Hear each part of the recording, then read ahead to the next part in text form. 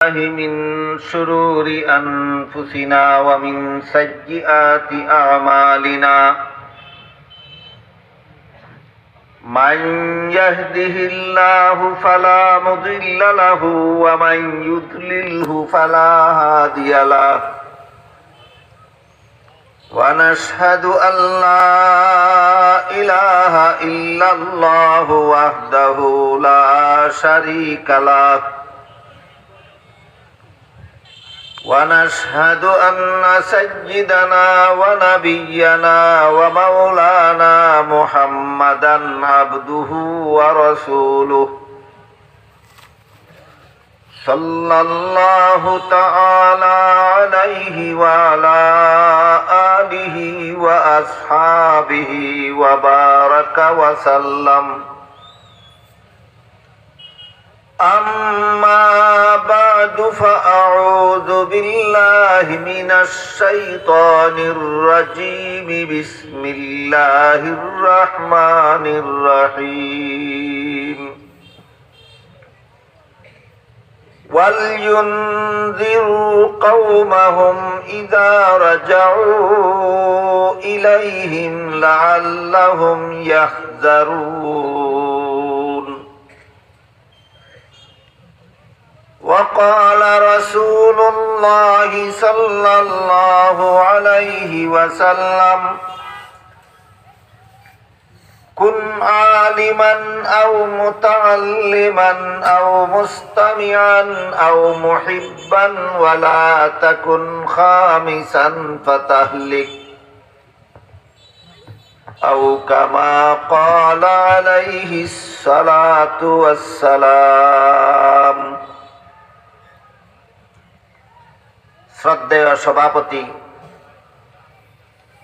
হযরত উলামায়ে কেরাম, সম্মানিত সুধী সমাজ, দূর দূরান্ত থেকে আগত সর্বস্তরের মুসলমান ভাইয়েরা আমার ও আমার পর্দানিসীন মা ও বোনেরা, পবিত্র কোরআনের যে আয়াতের অংশ আমি আপনাদের সামনে তিলাওয়াত করেছি, তাতে আল্লাহ বলেন, মাদ্রাসায় লেখাপড়া করে যারা আলেম হবেন, এই সমস্ত আলেমগণের কর্মজীবনের দায়িত্ব কি, সেই দায়িত্বটা আল্লাহ এই আয়াতে সুস্পষ্টভাবে বলে দিয়েছে। আমাদের সমাজের অনেকেই আজও পর্যন্ত আলেমগণের দায়িত্ব কি এই প্রশ্নের জবাবটা পরিষ্কারভাবে না জানার কারণে আলেমগণের সম্পর্কে অনেকের ধারণা পরিষ্কার নয় এবং অনেকের ধারণা ভালো নয়। কাজেই আলেমগণ সম্পর্কে আমাদের পরিষ্কার ধারণা থাকা দরকার, সর্বস্তরের মুসলমানদের পরিষ্কার ধারণা থাকা দরকার। এক হাদিসে তো রাসূল করিম সাল্লাল্লাহু আলাইহি ওয়াসাল্লাম সুস্পষ্টভাবে বলে দিয়েছেন, আল উলামা ওয়ারাসাতুল আম্বিয়া, আলেমগণ নবীগণের উত্তরাধিকারী। নবীগণের যেই কাজ ছিল আলেমগণের সেই কাজ, নবীগণের যেই কাজ ছিল আলেমগণের সেই কাজ। এই জন্য রাসূল করিম সাল্লাল্লাহু আলাইহি ওয়াসাল্লামের আপন চাচা হযরত আব্বাস রাদিয়াল্লাহু আনহুর ছেলে আব্দুল্লাহ, রাসূলের আপন চাচাতো ভাই আব্দুল্লাহ ইবনে আব্বাস রাদিয়াল্লাহু তাআলা আনহু বলেন, আল্লাহ পবিত্র কোরআনে নবীকে যেভাবে সম্মান করার আদেশ করেছেন, আলেমকেও নবীর মতোই সম্মান করতে হবে। রইসুল মুফাসসিরিন হযরত আব্দুল্লাহ ইবনে আব্বাস রাদিয়াল্লাহু আনহু এই উম্মতের সর্বশ্রেষ্ঠ মুফাসসিরে কোরআন। আব্দুল্লাহ ইবনে আব্বাস রাদিয়াল্লাহু আনহুমার মতো এত বড় মুফাসসিরে কোরআন এই উম্মতের মধ্যে অতীতেও আর জন্ম হয়নি, ভবিষ্যতেও জন্ম হবে না কোনোদিন। ইনি হলেন এই উম্মতের সর্বশ্রেষ্ঠ মুফাসসিরে কোরআন। তিনি পবিত্র কোরআনের সূরা হুজুরাতের 4 নম্বর এবং 5 নম্বর আয়াতের ব্যাখ্যা প্রসঙ্গে বলেন, এই আয়াতগুলিতে আল্লাহ নবীর উম্মতকে, নবীকে যেভাবে সম্মান করার আদেশ করেছেন, নবীকে আলেমগণকেও সেভাবেই নবীর মতোই সম্মান করতে হবে। ইবনে আব্বাস বলেন, আলেমকে নবীর মতোই সম্মান করতে হবে কেন? এর একমাত্র কারণ, নবীগণ যেই কাজ করেছেন, নবীর অবর্তমানে আলেমগণ সেই কাজই করে থাকে। সুতরাং নবীগণের যেই কাজ, আলেমগণের সেই কাজ। কাজটা বলে দিয়ে আল্লাহ বলেন, ওয়াল ইউনজিরু কওমাহুম, আলেমগণ জাতিকে সাবধান করে। কোন ব্যাপারে সাবধান করবে? মরণের আযাব, কবরের আযাব, হাসরের আযাব, পুলসিরাতের আযাব, জাহান্নামের আযাব সম্পর্কে সব সাবধান করবে, সতর্ক করবে। এটাই নবীগণের দায়িত্ব ছিল। আল্লাহ পাক রব্বুল আলামিন নবীগণের দায়িত্ব বর্ণনা করে অন্যত্র বলেন,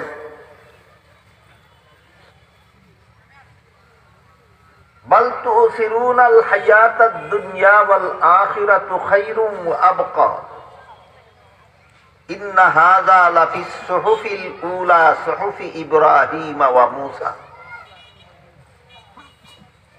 তোমরা যারা দুনিয়ার জীবনকে আখিরাতের জীবনের উপর প্রাধান্য দাও,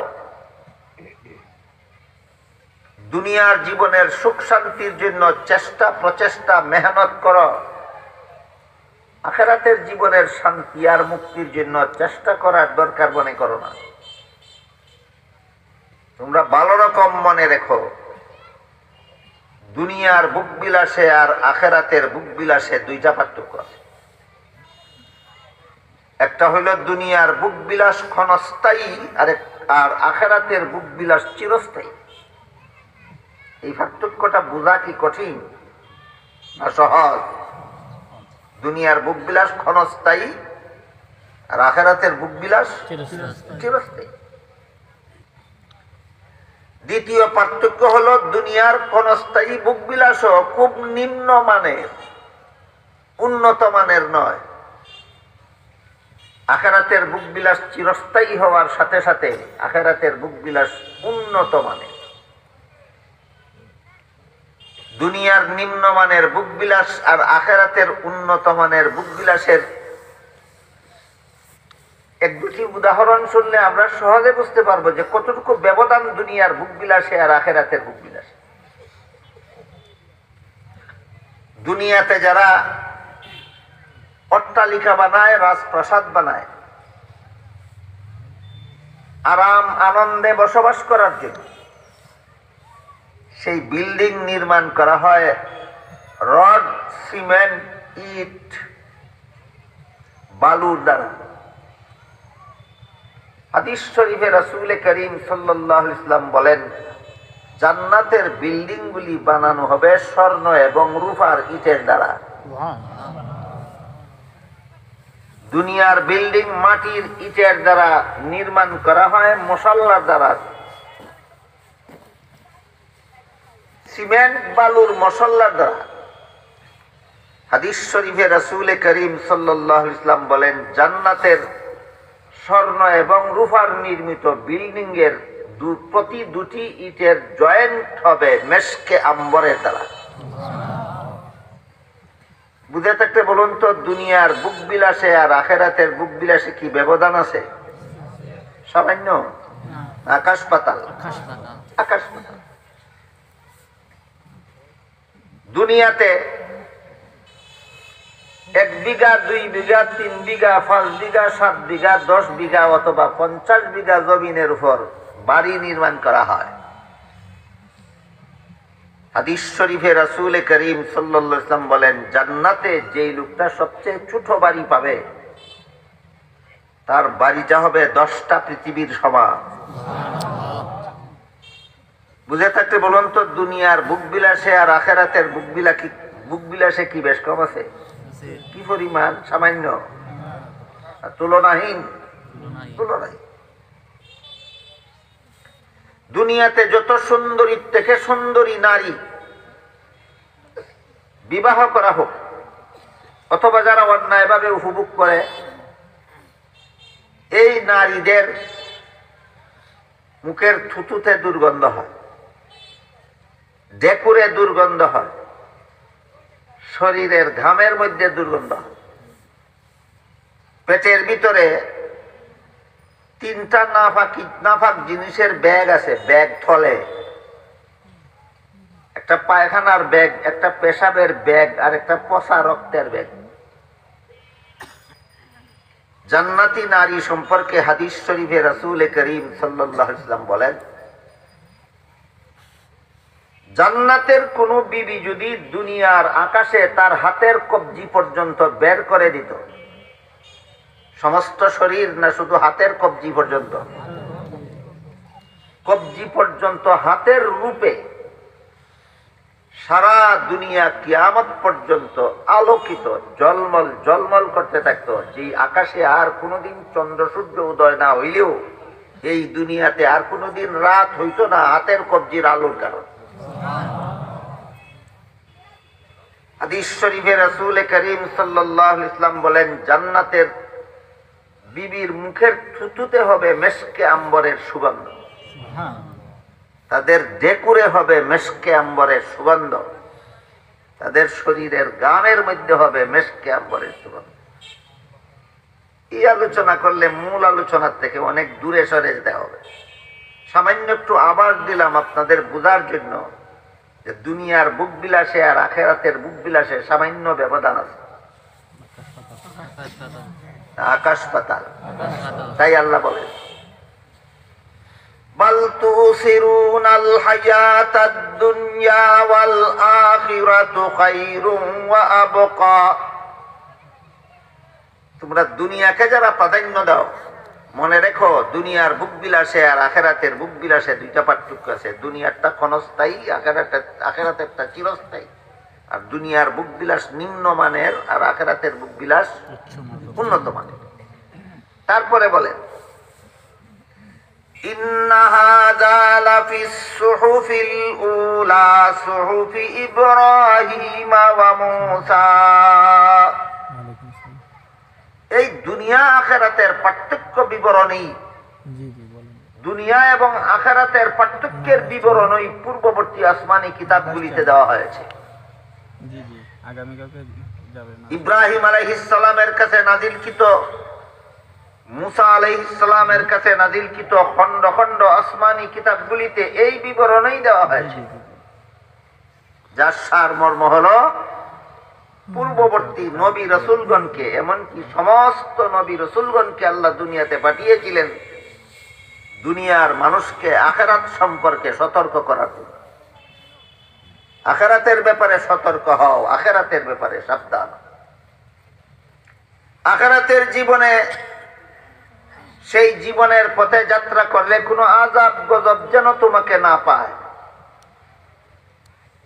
মরণের আযাব থেকে বাঁচার পথে দুনিয়ায় জীবন যাপন করো, কবরের আযাব থেকে বাঁচার পথে দুনিয়ায় জীবন যাপন করো, হাসরের মাঠের পুলসিরাতের জাহান্নামের আযাব থেকে বাঁচার পথে দুনিয়াতে জীবন যাপন করো। দুনিয়ার মানুষকে আখিরাতের ব্যাপারে সাবধান করা ছিল নবী রাসূলগণের দায়িত্ব। একই দায়িত্ব কিয়ামত পর্যন্ত আলেমগণ পালন করে যাবেন। এই জন্য আলেমগণকে নায়েবে রসুল, রসুলের উত্তরাধিকারী বলা হয়।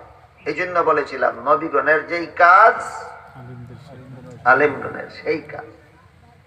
ইবনে আব্বাস বলেন, নবীকে যেভাবে সম্মান করার হুকুম দিয়েছেন আল্লাহ কোরআনে, আলেমকে সেভাবেই সম্মান দিতে হবে।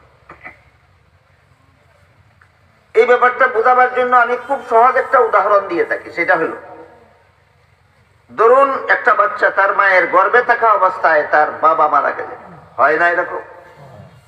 হয়। জন্ম হয়ে এই বাচ্চা বাবাকে পেল না, এই বাচ্চাকে লালন পালন করলো তার চাচা। লেখাপড়া করলো চাচা, মানুষ লেখাপড়া করাইলো চাচা, মানুষ রূপে গড়ে তুললো তাকে চাচা। বলুন তো, বাচ্চা জন্ম হওয়ার পর তাকে লালন পালন করানি, লেখাপড়া করানি, মানুষ রূপে গড়ে তোলা আসলে দায়িত্বটা কার? বাবার। বাবা না থাকায় বাবার দায়িত্বটা পালন করে দিল কে? চাচা। এই জন্য কি চাচাকে জন্মদাতা বলা যাবে? অবশ্যই। চাচা জন্মদাতা নয়, কিন্তু জন্মদাতার কাজ করে দিয়েছে। ঠিক তেমনি ভাবে দুনিয়ার মানুষকে হেদায়েতের দায়িত্ব নবীগণের ছিল। বর্তমান দুনিয়া নবী শূন্য। এই নবী শূন্য দুনিয়ার মানুষকে আলেমগণই নবীগণের কাজ করে দেন। সুতরাং আলেমগণকে নবী বলা যাবে না, কিন্তু নবীগণের দায়িত্ব তাদের পালন করতে হবে। নবীগণের যেই দায়িত্ব আলেমগণের সেই দায়িত্ব।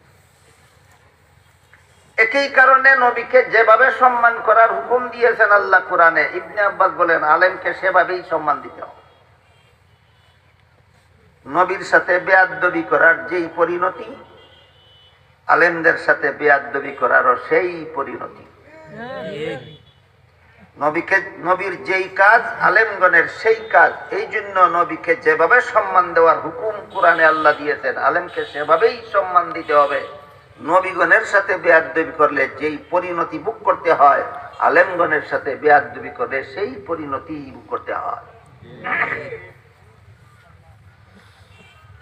আল্লাহ পাক রব্বুল আলামিন আলেমগণের দায়িত্ব চিহ্নিত করে দিয়ে তিলাওয়াতকৃত আয়াতাংশে বলেন, ওয়াল ইউনযিরু কওমাহুম, গোটা জাতিকে সাবধান করবেন, সতর্ক করবেন।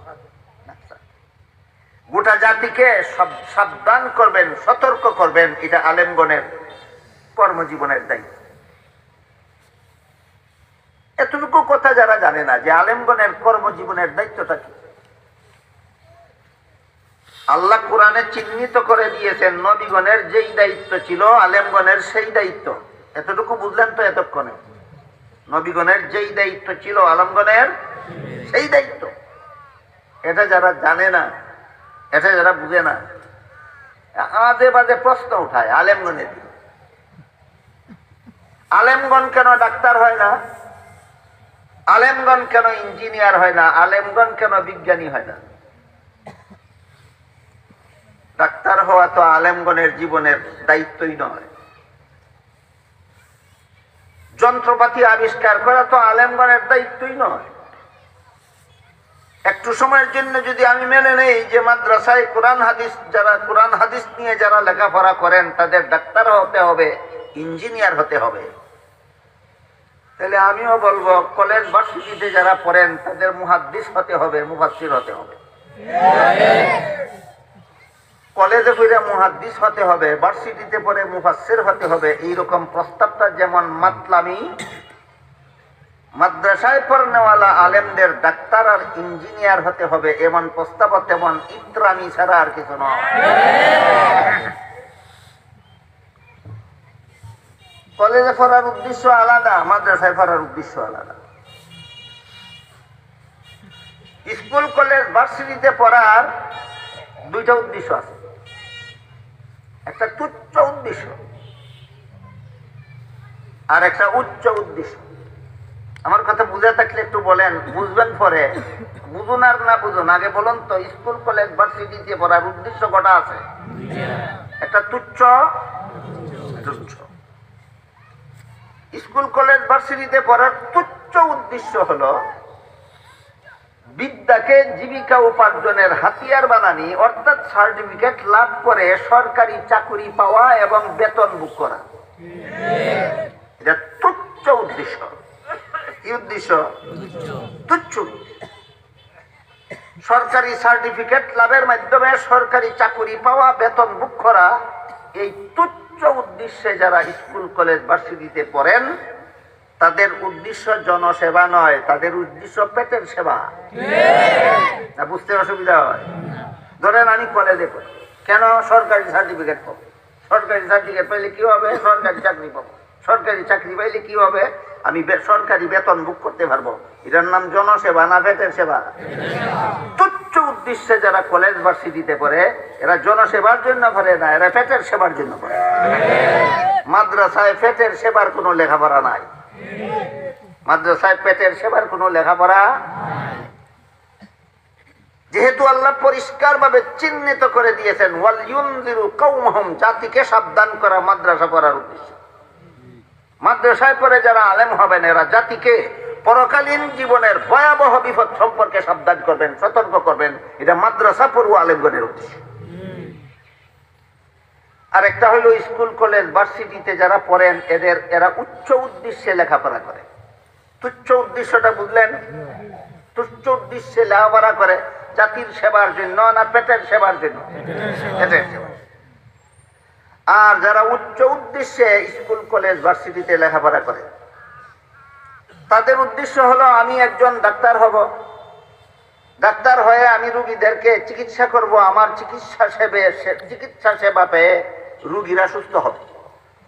এটা পেটের সেবা হইল না, জাতির সেবা হইল। আমি কলেজ ভার্সিটিতে পড়ে একজন ইঞ্জিনিয়ার হব, আমি যন্ত্রপাতি আবিষ্কার করব, যন্ত্রপাতি ব্যবহার করে সমাজের মানুষ উন্নতি লাভ করবে। এটা পেটের সেবা না জাতির সেবা? তাহলে স্কুল কলেজ ভার্সিটির যে যারা উচ্চ উদ্দেশ্যে লেখাপড়া করেন এদের উদ্দেশ্য থাকে জাতির সেবা। ওই সেবাটা আবার দুই রকম, জাতির সেবা দুই রকম। একটা ক্ষণস্থায়ী জীবনে জাতির উপকারমূলক সেবা আর একটা চিরস্থায়ী জীবনে জাতির উপকারমূলক সেবা। মেডিকেল কলেজের লেখাপড়া শেষ করে একজন ডাক্তার সাহেব জীবন ভর রুগীদের চিকিৎসা সেবা দিলেন, জাতির সেবা হইল। এই সেবার দ্বারা জাতি পরকালের চিরস্থায়ী জীবনে উপকৃত হলো না দুনিয়ার ক্ষণস্থায়ী জীবনে? স্কুল কলেজ ভার্সিটিতে যারা উচ্চ উদ্দেশ্য নিয়ে লেখাপড়া করেন জাতির সেবা, এই সেবাটাও দুনিয়ার ক্ষণস্থায়ী জীবনে সীমাবদ্ধ। দুনিয়ার ক্ষণস্থায়ী জীবনে সীমাবদ্ধ। আর মাদ্রাসায় যারা লেখাপড়া করেন তারা পরকালের চিরস্থায়ী জীবনে মানুষকে জাহান্নাম থেকে বাঁচাবার পথ দেখাবার জন্য লেখাপড়া করেন। সুতরাং স্কুল কলেজ ভার্সিটির জনসেবাটাও সীমিত আর মাদ্রাসার জনসেবাটাও অসীম। মাদ্রাসার জনসেবাটাও অসীম। এই কথাগুলি সমাজের অনেক লোকে, অনেক বড় বড় শিক্ষিতরা পর্যন্ত না জানার কারণে, না বুঝার কারণে আজও পর্যন্ত মাদ্রাসা শিক্ষাকে অবহেলা, মাদ্রাসা শিক্ষাকে তুচ্ছ তাচ্ছিল্য করে থাকেন। হাদিস শরীফে রাসূল করিম সাল্লাল্লাহু আলাইহি ওয়াসাল্লাম মাদ্রাসা শিক্ষিত আলেমদেরকে তুচ্ছ তাচ্ছিল্য করার মধ্যে সাফল্য বলেননি। মাদ্রাসা শিক্ষিত আলেমদের যথাযথ মর্যাদা দেওয়ার মধ্যে রয়েছে মানব জীবনের সাফল্য। এ মর্মে আমি আপনাদের সামনে যে হাদিসটি তিলাওয়াত করেছিলাম, বিভিন্ন সামান্য শাব্দিক ব্যবধানের মাধ্যমে বিভিন্ন সূত্রে বর্ণিত হাদিসে রাসূল করিম সাল্লাল্লাহু আলাইহি ওয়াসাল্লাম কথাটি বলেছেন, যার মর্ম এক। তা হলো আল্লাহ রাসূল বলেন, কুন আলিমান আও মুতাআল্লিমান আও মুস্তামিআন আও মুহিব্বান ওয়ালা তাকুন খামিসান ফাতাহলিক আও কামা ক্বালা আলাইহিস সালাতু ওয়াস সালাম। রাসূল বলেন, তুমি আলেম হও, এটা তোমার জন্য আখিরাতের জীবনে নাজাতের এক নম্বর পথ। আখিরাতের জীবনে নাজাতের এক নম্বর পথ। তারপরে রাসূল বলেন, তোমার যদি আলেম হওয়ার সুযোগ না থাকে, একজনে কৃষিকাজ করতে করতে বৃদ্ধ হয়ে গেল, একজনের সংসারের ঝামেলা ঠেলতে ঠেলতে বৃদ্ধ হয়ে গেল, তারও কি আলেম হওয়ার সুযোগ আছে? একজনে কলেজ ভার্সিটিতে পড়তে লেখাপড়া করতে করতে প্রৌঢ় হয়ে গেল, তার আর আলেম হওয়ার সুযোগ নাই। রাসূল বলেন, তোমার যদি আলেম হওয়ার সুযোগ না থাকে তাহলে তুমি আলেমের ছাত্র হয়ে যাও, এটা তোমার জন্য পরকালে নাজাতের 2 নম্বর পথ। বুঝে থাকলে বলুন তো রাসূল কি বলেছেন? পরকালের চিরস্থায়ী জীবনে নাজাতের 1 নম্বর পথটা কি? আলেম হও। আলেম হওয়ার সুযোগ যাদের নাই তাদের নাজাতের আর পথ নাই। না 2 নম্বর আর একটা পথ আছে, সেটা কি? আলেমের ছাত্র হয়ে যাও। মুফাসসিরিনে কেরাম লিখেছেন, আলেমগণ কোন মঞ্চে যদি কোরআন হাদিসের বিবরণ বর্ণনা করেন, আর কোন সাধারণ মুসলমান যদি কোরআন হাদিসের উপর জীবনযাপন করার জন্য বসে বসে আলেমগণের বিবরণ শুনে, তারাও আলেমের ছাত্র হিসাবে গণ্য হয়ে যায়। তাহলে আপনারা এখানে যারা বসেছেন আলেমগণের মুখ থেকে কোরআন হাদিসের বিবরণ শোনার জন্য এবং সেই অনুপাতে নিজেদের জীবন গড়ার জন্য, আপনারা কিন্তু নাজাতের 2 নম্বর পথের প্রতীক। নাজাতের 2 নম্বর পথের প্রতীক। রাসূল বলেন, তোমার যদি আলেম হওয়ার সুযোগ না থাকে তাহলে আলেমের ছাত্র হয়ে যাও।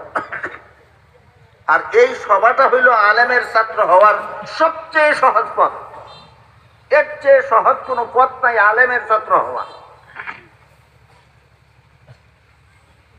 হাদিস শরীফে রাসূল করিম সাল্লাল্লাহু আলাইহি ওয়াসাল্লাম বলেন, কুরআন হাদিসের ইলম শিখার জন্য যারা ছাত্র হয় এদেরকে রাসূলের ভাষায় তালিবে ইলম বলা হয়। রাসূলের ভাষায় তালিবে ইলম বলা হয়। আমাদের দেশের ভাষায় মাদ্রাসার ছাত্র বলা হয়। মাদ্রাসার ছাত্র যেভাবে আলেমগণের ছাত্র, ওয়াজ শুননেওয়ালা জনসাধারণ আলেমগণের ছাত্র, তারাও এক পর্যায়ের তালিবে ইলম, আপনারাও এক পর্যায়ের তালিবে ইলম। আল্লাহর রাসূল বলেন, তালিবে ইলম যখন রাস্তা দিয়ে চলে তখন আল্লাহর নূরের তৈরি ফেরেশতাগণ তাদের সম্মানার্থে তাদের সামনে তাদের নূরের ডানা নত করে দেয়। নূরের তৈরি ফেরেশতাগণ তাদের ডানা নত করে দিয়ে মাদ্রাসার ছাত্রদের, তালিবে ইলমদেরকে সম্মান প্রদর্শন করে। এই মর্মের হাদিস অনেক। সবগুলি হাদিস বলতে থাকলে সময় শেষ হয়ে যাবে, কথা শেষ হবে না। ইলম শিখনেওয়ালাদের ব্যাপারে এক হাদিসে আল্লাহ রাসূল বলেন, আসমান জমিনের সমস্ত বাসিন্দারা ইলম শিখনেওয়ালাদের জন্য দোয়া করে।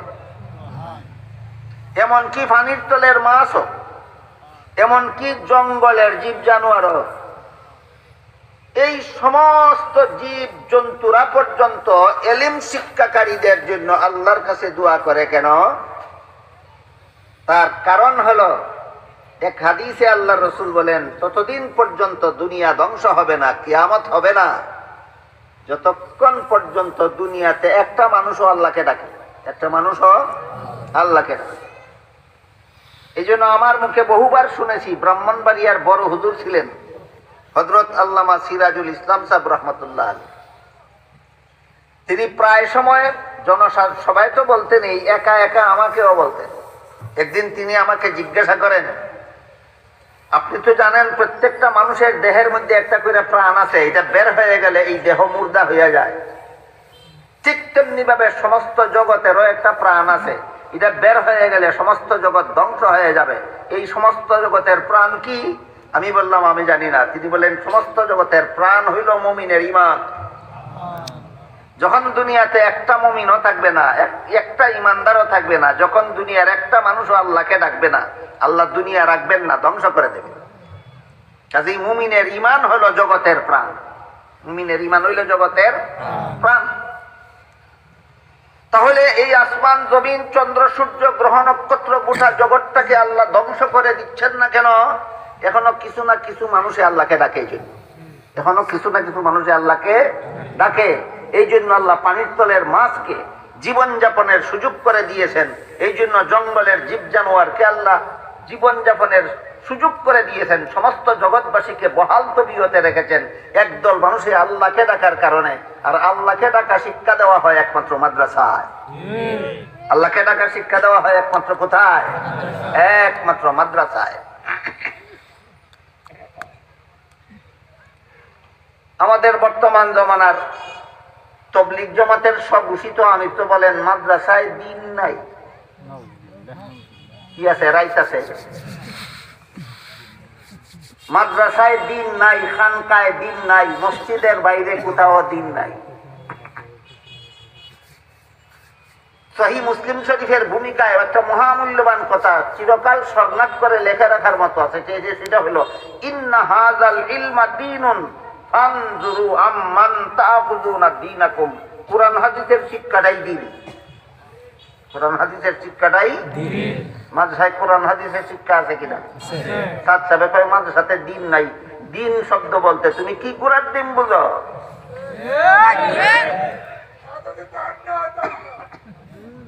কি বুঝলেন আপনারা? মাদ্রাসায় দিন আছে না দিন নাই?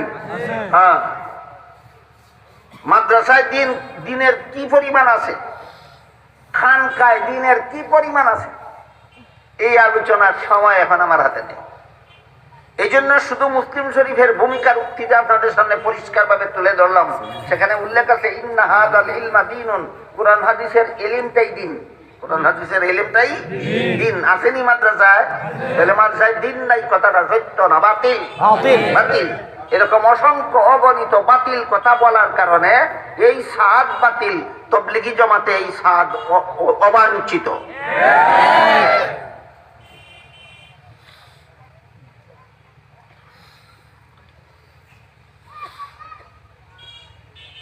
আমি যে আয়াতের অংশ তিলাওয়াত করেছিলাম তার প্রথম অংশে আল্লাহ বলেন, মধ্যাংশে আল্লাহ বলেন ফালাউলা নাফারা মিন কুল্লি ফিরকাতিন মিনহুম তাইফাতুল লিয়াতাফাক্কাহু ফিদ্দীন।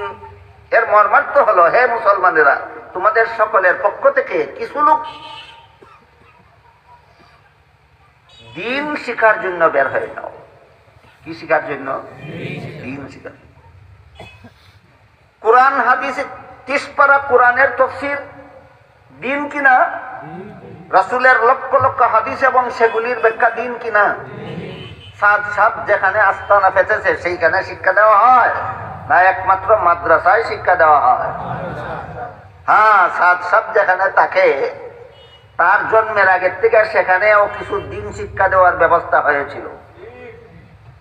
আমি বলতে চাই মাদ্রাসার দিন শিক্ষার পরিমাণ কত আর চিল্লার দিন শিক্ষার পরিমাণ কত। খুব অতি অল্প সময়ে খুব সংক্ষেপে বলছি, শুনুন। এক হাদিসে রাসূল করিম সাল্লাল্লাহু আলাইহি ওয়াসাল্লাম বলেন, আল ঈমানু বিদউন ওয়া সাবউনা শুবাতান আফদালুহা লা ইলাহা ইল্লাল্লাহু ওয়া আদনাহা ইমাতাতুল আযা আনিত তরিক আও কামা ক্বালা আলাইহিস সালাতু ওয়াস সালাম।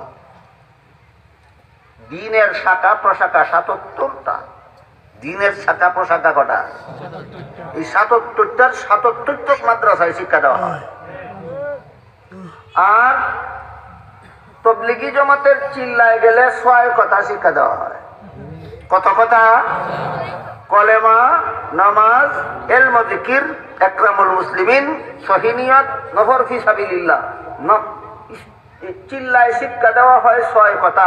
এই পরিমাণ দিন আছে তবলিগে। আর মাদ্রাসায় শিক্ষা দেওয়া হয় ৭৭ কথা। ওই পরিমাণ দিন আছে মাদ্রাসায়।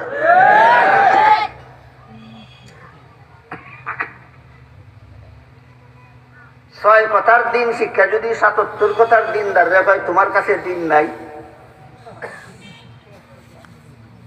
তার কি বলা যাবে? মাতাল ছাড়া আর কিছু বলার নাই। যাই হোক, আমি আমার মূল আলোচনার দিকে ফিরে যাই। হাদিস শরীফে রাসূল করিম সাল্লাল্লাহু আলাইহি ওয়াসাল্লাম বলেন, কুন আলিমান আও মুতাআল্লিমান আও মুস্তামিয়ান। তুমি আলেম হও, এটা জাহান্নাম থেকে নাজাতের জন্য তোমার 1 নম্বর পথ। সুযোগ না থাকলে আলেমের ছাত্র হও। আলেমের ছাত্র হওয়ারও যদি সুযোগ না থাকে তাহলে রাসূল বলেন মুস্তামিয়ান, আলেমের কথা মনোযোগে শোনো এবং তারা যেভাবে বলেন সেভাবে চলো। সংসারের কাজ হোক অথবা ধর্মের কাজ। তুমি ব্যবসা করবে, কিভাবে ব্যবসা করলে হালাল হয়, কিভাবে করলে হারাম হয়, আলেমগণের কাছ থেকে শোনো। তুমি চাকুরি করবে, কিভাবে চাকুরি করলে হালাল হয়, কিভাবে চাকুরি করলে হারাম হয়, আলেমের কাছ থেকে শোনো। তাহলে সংসারের কাজও হালাল করতেছি না হারাম করতেছি, কার কাছ থেকে শুনে নিতে হবে? আলেমগণের কাছ থেকে। তুমি ধর্মের কাজ করবে, নামাজ পড়বে, কিভাবে নামাজ পড়লে শুদ্ধ হয় আর কিভাবে পড়লে ভুল হয়, আলেমের কাছ থেকে শিখো। আলেমের কাছ থেকে জিজ্ঞাসা করে শুনে নাও। তুমি উযু করবে, কিভাবে উযু করলে শুদ্ধ হয়, কিভাবে উযু করলে ভুল হয়। তুমি হজ করবে, কিভাবে হজ করলে শুদ্ধ হয় আর কিভাবে করলে ভুল হয়, আলেমের কাছ থেকে শুনো। এইভাবে জীবনের সকল কাজ আলেমকে জিজ্ঞাসা করে করে যদি করো, তুমি আলেম না হইলেও, আলেমের সরাসরি ছাত্র না হইলেও, আলেমকে জিজ্ঞাসা করে জীবনের সকল কাজ করা, এইটা তোমার জন্য পরকালে জাহান্নাম থেকে নাজাতের 3 নম্বর পথ। রাসূল বলেন, কুন আলিমান আও মুতাআল্লিমান আও মুস্তামিয়ান। তুমি আলেম হও, এটা এই সিরিয়ালগুলি ধারাবাহিকভাবে কাজগুলি মনে রাখার চেষ্টা করুন। 1 নম্বর কাজ হইল পরকালের নাজাতের 1 নম্বর কাজ হইল তুমি আলেম হও। সুযোগ না থাকলে আলেমের ছাত্র হও। 2 নম্বর, ছাত্র হওয়ার সুযোগ না থাকলে আলেমকে জিজ্ঞাসা করে সকল কাজ করো। এটা নাজাতের কত নম্বর পথ? 3 নম্বর পথ।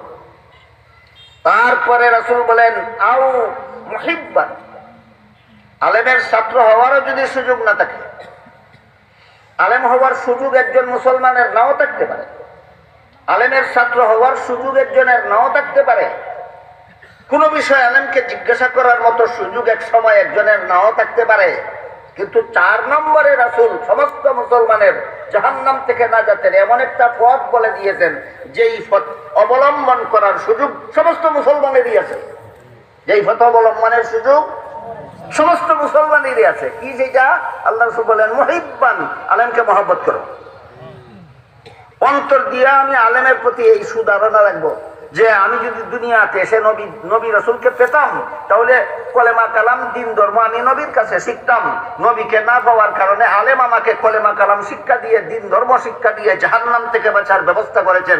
এইটুকু একরম, এইটুকু শ্রদ্ধাবোধ অন্তরে তুমি যদি আলেমদের প্রতি রাখো, এইরকম আলেমকে অন্তর দিয়ে এতটুকু মর্যাদা দেওয়ার পথে কোনো বাধা নাই। যে কোনো মুসলমান আলেমের প্রতি এইরকম ধারণা রাখতে পারে। আলেম হওয়ার পথে বাধা থাকতে পারে, আলেমের ছাত্র হওয়ার পথে বাধা থাকতে পারে, আলেমের কথা শোনার পথে বাধা থাকতে পারে, আলেমকে মহব্বত করার পথে কোনো বাধা নাই।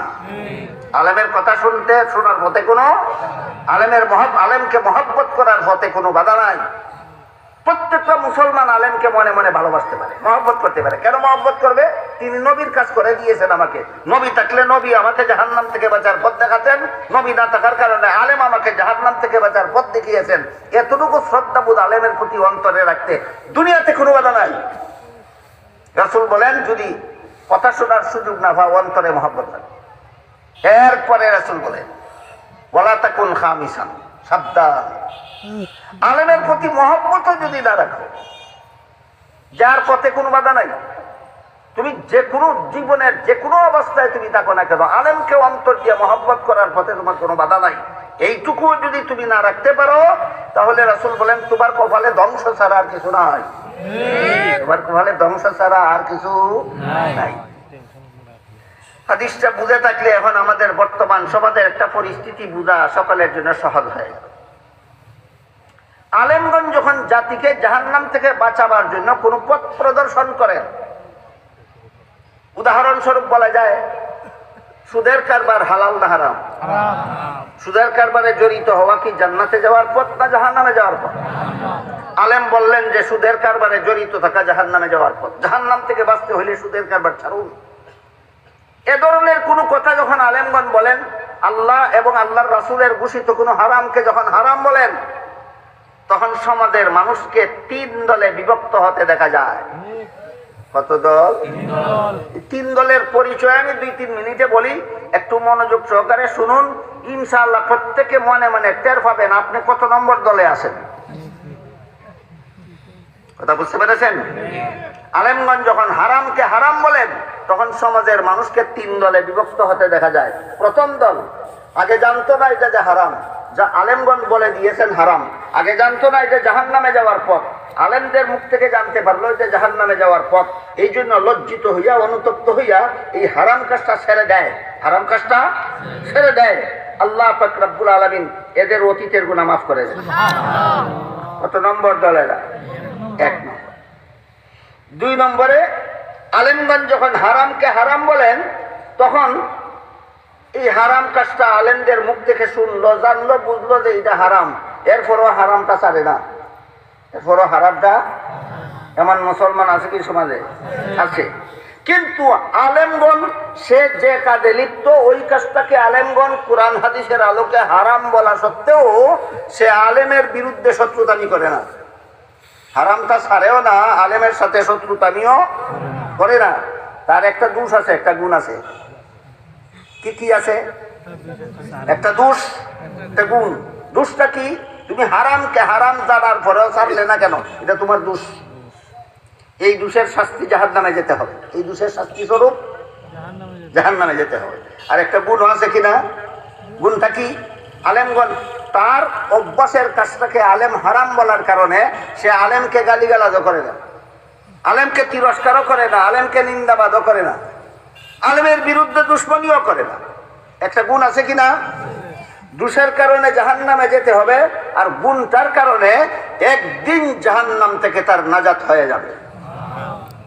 দুষ্টার কারণে জাহান্নামে যেতে হবে, গুণটার কারণে একদিন জাহান্নাম থেকে নাজাত পেয়ে যাবে।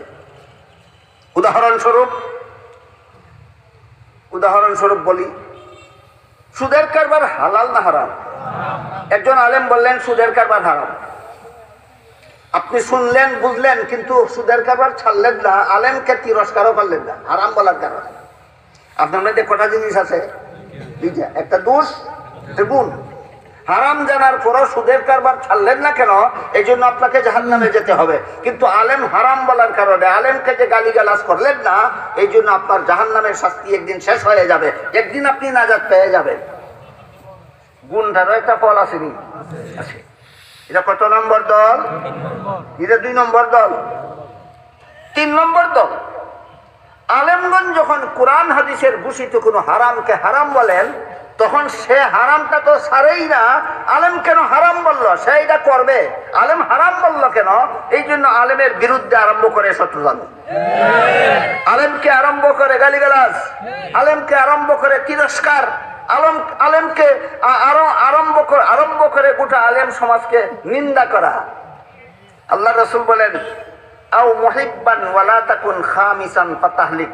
আলেমকে মহব্বত করো না, আলেমকে মহব্বতও যদি করতে না পারো, আলেমকে যদি নিন্দাকারী হয়ে যাও, আলেমগণের প্রতি যদি তিরস্কারকারী হয়ে যাও, আলেমদের প্রতি যদি তোমার অন্তরে ঘৃণার সৃষ্টি হয়ে যায়, ফেরাউন যেইভাবে মরণকালে ঈমান নিয়ে মরতে পারেনি, তুমিও বর্তমানে যতই নামাজ রোজা ইবাদত বন্দেগী করো না কেন, আলেমের প্রতি যার অন্তরে ঘৃণা আছে সে মরণকালে ঈমান নিয়ে মরতে পারবে না।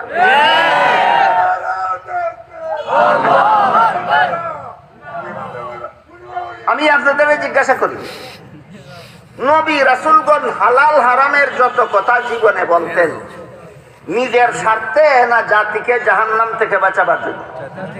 আগেই বলেছি, নবীগণের যেই কাজ আলেমগণের সেই কাজ। আলেমগণ হালালকে হালাল বলেন, হারামকে হারাম বলেন, নিজের স্বার্থে না জাতিকে জাহান্নাম থেকে রক্ষা করার জন্য? আপনাদেরকে জাহান্নাম থেকে রক্ষা করার জন্য হারামকে হারাম বললেন। আল্লাহ বলে দিয়েছেন, নিজে আলেমদের দায়িত্ব, তোমরা জাতিকে সতর্ক করো, হারাম কাজ করলে মরণের আযাব ভোগ করতে হবে, হারাম কাজ করলে কবরের আযাব ভোগ করতে হবে, হারাম কাজ করলে জাহান্নামের শাস্তি ভোগ করতে হবে। এটা বলাই আলেমদের দায়িত্ব। আলেমরা না বললে তো আলেমরাও জাহান্নামে যেতে হবে। সুদ খাওয়া হারাম যদি আলেমগণ বলে না, মুখে তালা দিয়ে দেয়, তাহলে এই তালা দেনেওয়ালা বুবা শয়তান আলেমরাও তো জাহান্নামে যাবে। কাজে আমরা নিজেরা জাহান্নাম থেকে বাঁচার স্বার্থেই এবং আপনাদেরকে জাহান্নাম থেকে বাঁচাবার স্বার্থেই হারামকে হারাম বলতে হবে। এটা দুনিয়ার স্বার্থ নয়, ব্যক্তি স্বার্থ নয়, এটা পরকালীন স্বার্থ। এমত অবস্থায় হারামকে কেন হারাম বলল? এই জন্য যদি আলেমকে গালিগালাজ করে, আলেমকে তিরস্কার করে, আলেমকে নিন্দাবাদ শুরু করে দেয়, তাহলে নিজের ঈমান ধ্বংস হইয়া যায়। রাসূল কি বলেছিলেন? ওয়ালা তাকুন খামিসান ফাতাহলিক। আলেমকে যদি মহব্বত করতে না পারো, আলেমদের প্রতি যদি অন্তরে তোমার ঘৃণার সৃষ্টি হইয়া যায়, তাহলে তোমার কপালে ধ্বংস ছাড়া আর কিছু নয়। তোমার কপালে ধ্বংস ছাড়া আর কিছু নাই। আলেমদেরকে ঘৃণা করার 2 ধরনের কারণ থাকতে পারে। একটা হলো, একজন আলেম আমার সম্পত্তি অন্যায়ভাবে দখল করে নিয়ে গেছে, একজন আলেম আমার বিরুদ্ধে মিথ্যা মামলা করে দিয়েছে, একজন আলেম অন্যায়ভাবে আমার মাথায় লাঠি দিয়া বাড়ি দিয়ে আমার মাথা ভেঙে ফেলেছে। কোন আলেম যদি এমন কাজ করে, সে আল্লাহর দৃষ্টিতে আলেমই থাকে না, আলেমেই থাকে না।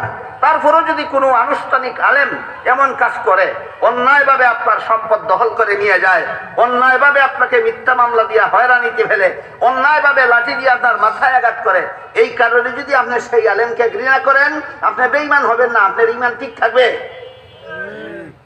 কিন্তু আলেম হারামকে হারাম বলেছে, হালালকে হালাল বলেছে, এই কারণে যদি আপনি আলেমকে ঘৃণা করেন, অন্তর দিয়ে আলেমটাকে ঘৃণা করার কারণে আপনার অন্তর থেকে ঈমান বিদায় হইয়া যায়।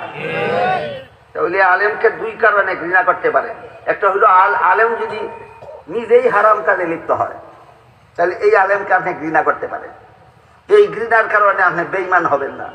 কিন্তু আলেম যদি নিজে হারাম কাজে লিপ্ত না হইয়া, আলেম যদি আল্লাহর ঘোষিত হারামকে হারাম বলে, আলেম যদি আল্লাহর ঘোষিত হালালকে হালাল বলে, এই কারণে যদি আপনি আলেমকে নিন্দাবাদ করেন, তিরস্কার করবেন দূরের কথা, গালিগালাজ করবেন দূরের কথা, অন্তর দিয়া যদি আলেমকে মহব্বত করতে পারেন না, আলেমের প্রতি যদি অন্তর দ্বারা আপনি ঘৃণা পোষণ করেন, সাথে সাথে বেঈমান, সাথে সাথে বেঈমান। কারণ আগেই বলেছি, নবীগণের বেলায় যেই কথা, আলেমগণের বেলায় সেই কথা।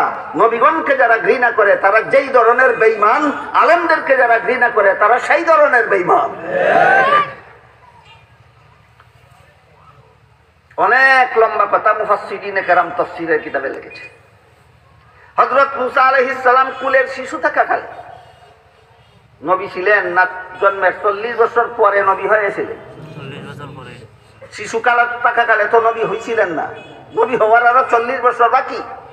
সেই অবস্থায় বিবি আসিয়া বলেছিল আমি তারে মহব্বত করি। ফেরাউনের বিবি আসিয়া, এই মহব্বত করার কারণে আল্লাহ বিবি আসিয়াকে এত বড় ঈমান নিয়ে মরণের তৌফিক দিলেন যে মরণকালে জান্নাতের ঠিকানা দেখে দেখে হাসতে হাসতে মরণ হলো। যেই মুহূর্তে বিবি আসিয়া বলছিল শিশু মুসাকে আমি মহব্বত করি, সেই সময় ফেরাউন বলেছিল আমি মহব্বত করি না। মুফাসসিরিনে কেরাম লিখেছেন এই একটা কথার কারণে ফেরাউন যে মহব্বত করি না বলছিল, এই জন্য মরণ পর্যন্ত ফেরাউনের ঈমান নসিব হয়নি। সেই ঘটনার উল্লেখ করে মুফাসসিরিনে কেরাম লিখেছেন আলেমগণের প্রতিও যাদের অন্তরে মহব্বত থাকবে, বিবি আসিয়ার মতো মরণকালে ঈমানদার অবস্থায় মরণ হবে। আলেমগণের প্রতি যাদের অন্তরে ঘৃণা থাকবে, ফেরাউনের মতো মরণকালে বেঈমান অবস্থায় মরণ। এবার আর একটি কথা বলে আমার কথা শেষ করতে চাই, সেটা হলো আল্লাহ রসুল বলেছেন প্রত্যেকটা মুসলমানের পরকালে জাহান্নাম থেকে নাজাতের পথ আছে 4টা। কটা?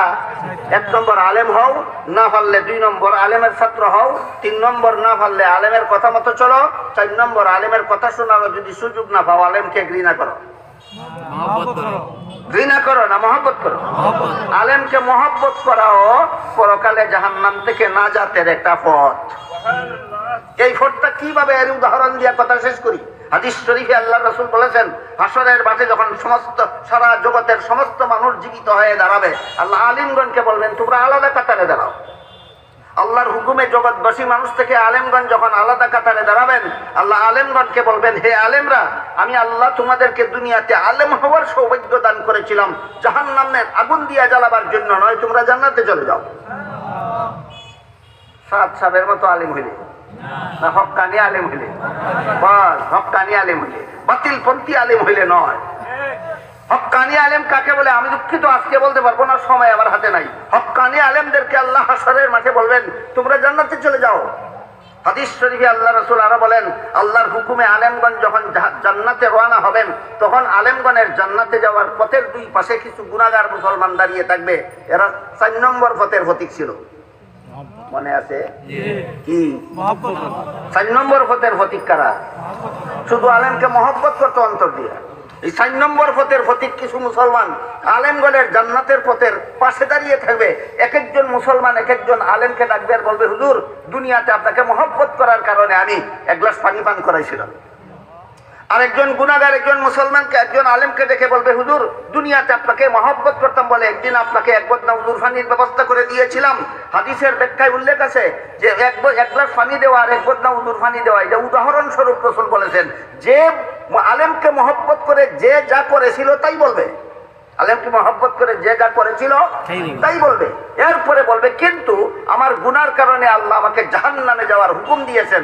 এই কথা শুনে আল্লাহ রাসূল বলেন আলেমগণ নিজেদের জান্নাতে যাওয়া বিরতি দিয়ে দাঁড়িয়ে যাবেন, আমার জান্নাতে আমি পরে যাই, শেষবারের মতো চেষ্টা করে দেখি মুসলমানটাকে জাহান্নাম থেকে রক্ষা করা যায় কিনা। এই ভেবে আলেমগণ দাঁড়িয়ে যাবেন, নিজেদের জান্নাতে যাওয়া বিরতি দিয়ে দাঁড়িয়ে যাবেন। দাঁড়িয়ে আল্লাহকে বলবেন আল্লাহ এই লোকটা ঠিকই বলেছে, আমাকে মহব্বত করতো এই জন্য 1 গ্লাস পানি পান করাইছিল। আর আল্লাহ বলবেন ওই লোকটা ঠিকই, আলেমগণ বলবেন হে আল্লাহ ওই লোকটা ঠিকই বলেছে, আমাকে মহব্বত করতো বলে 1 বদনা উজুর পানির ব্যবস্থা করে দিয়েছিল। আল্লাহ তখন বলবেন আলেমরা শোনো, এদের গুনার কারণে আমি আদেশ করেছিলাম জাহান্নামে যেতে, তোমরা যেহেতু সাক্ষী দিলে এরা তোমাদেরকে মহব্বত করতো, তোমাদের সাক্ষীর কারণে আমি এদেরকে মাফ করে দিলাম। হে আলেমগণ তোমরা নিজেরাও জান্নাতে যাও আর যারা তোমাদেরকে মহব্বত করতো তাদেরকে সাথে নিয়ে যাও। সুতরাং আলেমদেরকে যতই ঘৃণা করা যায় ততই মঙ্গল, আলেমদেরকে যতই নিন্দা করা যায় ততই মঙ্গল, আলেমদেরকে যতই গালিগালাজ করা যায় ততই মঙ্গল। অপরাধ কি? আমার বাড়ি জুড়ে দখল করছে, না আমার সম্পত্তি দখল করছে, না আমার উপর মিথ্যা মামলা করছে, না অন্যায়ভাবে আমার মাথায় আঘাত করে মাথা ফাটাইছে, না হালাল হারামের কথা কইছে। আলেমগণ হালাল হারামের কথা বলার কারণে যারা আলেমদেরকে ঘৃণা করে, তাফসীরের কিতাবে লেখা আছে ফেরাউনের মতো বেঈমান অবস্থায় মরণ হবে। কারণ আলেমরা হালালকে হালাল বলে, হারামকে হারাম বলে দুনিয়ার স্বার্থে নয়, গোটা জাতিকে জাহান্নাম থেকে বাঁচার স্বার্থে। এই কথাটাই আল্লাহ এতে বলে দিয়েছেন, ওয়াল ইউনযিরু কওমাহুম ইযা রাজাউ ইলাইহিম লাআল্লাহুম ইয়াহযারুন। গোটা জাতিকে জাহান্নাম থেকে বাঁচার ব্যবস্থা দান করো। যা আলেমগণের দায়িত্ব। তুমি গালিগালাজ করো আর মহব্বত করো, যাই করো, আলেম নিজে জাহান্নাম থেকে বাঁচতে হইলে এই হালালকে হালাল বলতেই হবে, হারামকে হারাম বলতেই হবে। আর এই হালাল হারামের শিক্ষা দেওয়া হয় একমাত্র মাদ্রাসায়। হালাল হারামের শিক্ষা প্রতিষ্ঠান একমাত্র মাদ্রাসা। আল্লাহ আপনাদের আমাদের সবাইকে মাদ্রাসাকে যথাযথভাবে মূল্যায়ন, মাদ্রাসা শিক্ষিত আলেমদেরকে যথাযথভাবে মূল্যায়ন করার তৌফিক দান করুন। সবাই বলুন আমিন। সুবহান রাব্বিকা রাব্বিল ইজ্জাতি আম্মা ইয়াসিফুন ওয়া সালামুন আলাল মুরসালিন ওয়ালহামদুলিল্লাহি রাব্বিল আলামিন। আল্লাহুম্মা সাল্লি আলা সাইয়্যিদিনা ওয়া নাবিয়িনা মাওলানা মুহাম্মদ।